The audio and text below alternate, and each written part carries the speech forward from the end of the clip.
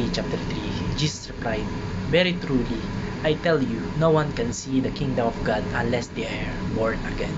Sa Tagalog po ay, sumagot si Jesus, "Tandaan mo ang sinasabi kong ito, malibang ipanganak muli ang isang tao, hindi niya makikita ang paghahari ng Diyos." Magandang araw, ang tatalakayin po natin ngayong araw sa ating daily devotion ay ang born again. At ang pong katuruan na natutuhan ko ngayong araw kay Pastor Russell Ocampo ay, born again is not a sect or religion. Nakakagaya po ng ibang tawag dito, relihiyon na Katolik o iglesia, ganon. Ang konsepto po ng pagiging born again ay isang spiritual na pagbabago na nagaganap sa isang tao kapag tinanggap niya ang ating Panginoong Kristo bilang kanyang tagapagligtas. Hindi ito isang sekta o reliyon na kagaya na sinabi ko kanina, kundi ito po isang personal na karanasan ng muling pagkabuhay sa spirito. Ayon po sa ating Panginoong Kristo, ang isang tao ay kailangan ipanganak muli o she need to be born again upang makita yung at maranasan yung kaharian ng ating Panginoon Diyos na nangahulugang isang bagong buhay na walang kaugnayan sa pagiging miyembro ng isang partikular o grupo ng organisasyon. Yung ibang organisasyon kasi para daw mailigtas ka o para makabit mo yung kaligtasan, kailangan mo maging miyembro ng particular na organisasyon o religion na yun, which is wrong. Makakamit po natin yung salvation through our Jesus Christ. Kaya ang pagiging born again po ay isang proseso na pagbabago ng puso at isip ng isang tao sa pamagitan po ng banal na spirito na nagdudulot po ng tunay na relasyon sa ating Panginoon Diyos at hindi isang relihiyosyong ritual o sekta. Kaya ang pagiging born again po ay higit pa sa pagsunod sa isang relihiyon. Ito po ay isang personal na pagbabalik loob na may malalim na spiritual na kahulugan at epekto sa buhay ng isang tao.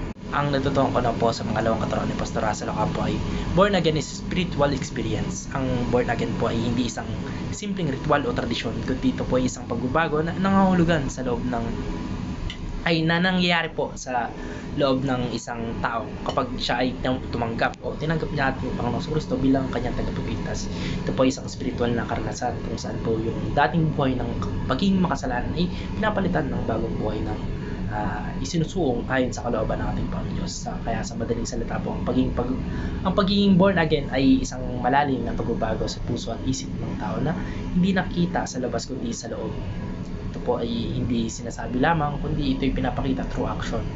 Hindi po by words kundi by action. At ito po ay nagsisilbing susi upang makapasok sa karayaan ng ating Panginoon Diyos. Ang natutuhan ko na po sa pangatlong katuruan ni Pastor Russell Ocampo ay, born again is the rebirth of the new self.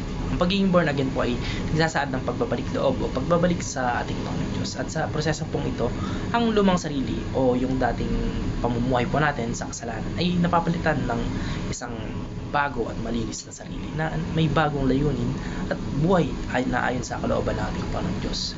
Kapag ni-rebirth po tayo o ang rebirth po of the new self ay nangangahulugang ang isang ganap na pagbabagong anyo ng isang tao kung saan ang dating pagkatao po na puno po ng kasalanan at kamalian ay pinapalit sa isang buhay na pinapatnubayan ng ating Panginoon Diyos at naayon sa kalooban ng ating Panginoon Diyos sa kanyang mga aral. Ang bagong sarili po ay nagsimula mula sa loob, sa spirito po ng tao, at sa mga pagbabago ay makikita sa aksyon, kagaya pa ng sinabi ko kanina.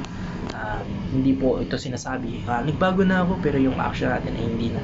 Ito po yung pagbabago pong nagaganap ay nakikita sa atin sa true action, sa ugali at pananaw ng isang tao na sumusunod sa ating Panginoong Kristo.